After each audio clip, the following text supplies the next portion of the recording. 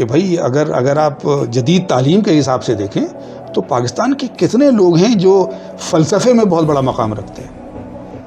شاذ و نادر ہوں گے. شاذ و نادر ہوں گے نا، تو یہ خود ہی اتنی بڑی بات ہے. لیکن ان کے بعض واقعات یاد آ جائیں. بعض لوگ پاکستان میں عجیب ہوتے ہیں کہ بھئی اگر مثلاً کوئی آدمی بہت بڑا شاعر ہے تو ضرور شرابی کبابی قسم کا کوئی آدمی ہوگا. ایک عمومی ہے. تو نعوذ باللہ. مگر ان کا ایک واقعہ یاد آ جاتا ہے، آپ نے کبھی سنا ہوگا کہ بھئی وہ پنجاب کے غیور نوجوان تھے، ان کی بہن کی شادی ہوئی، اپنے شوہر سے بہن کی کوئی ناراضگی ہو گئی، وہ تھوڑا سا نک جھونک کر کے گھر واپس آ گئی.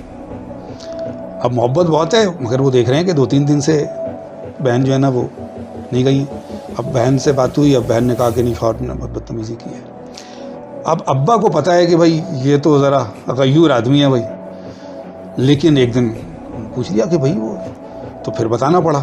تو بالکل جلال میں آ گئے کہ ابھی جا کے اس کی خبر لیتا ہوں میری بہن کے ساتھ. لیکن ابا جان ماشاء اللہ جو ہے نا مولانا آدمی تھے، انہوں نے قرآن حکیم کی آیت سنا دی کہ بھائی میاں بیوی کا جو رشتہ ہے یہ وہ رشتہ ہے جس میں اللہ نے محبت ڈالی. تو وہ جو غیور جذباتی پنجاب تھا اچانک جھاگ کی طرح بیٹھ گیا اور بالکل خاموش ہو گیا کہ ٹھیک ہے آپ جو طے کریں گے وہ ہوگا. تو یعنی آپ ان کو پتہ نہیں کیا کیا کچھ کہتے رہیں، لیکن اندر جو اسلام ہے نا ویسا اسلام، اور وہی پھر زبان پہ آتا ہے، وہی پھر شاعری میں آتا ہے، اسی کا درد پوری جگہ نظر آتا ہے. تو اس میرا نہیں خیال ہے کہ ان کو الگ الگ کیا جا سکتا ہے.